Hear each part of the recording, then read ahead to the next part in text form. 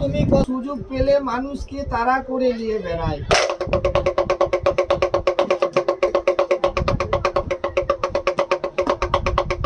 জয় মা। তবে বাবু কাকারা এটার নাম বলছে পদ্মখড়ি সাপ বাবা। এটা পদ্ম জলে থাকে, আর এ ভুল করে যদি বাবা কাউকে জলে কামড়িয়ে এই মাথার ছাপটা যদি বাবা ভুল করে যদি এরকম লুকিয়ে লাই, আর এই বডির ছাপটা যদি দেখা দেয়, কি সাপ মনে হবে কাকা? জল ঢোড়া। বাবু ঠিক বলেছো, মনে হবে জল ঢোড়া সাপে কামড়িয়েছে।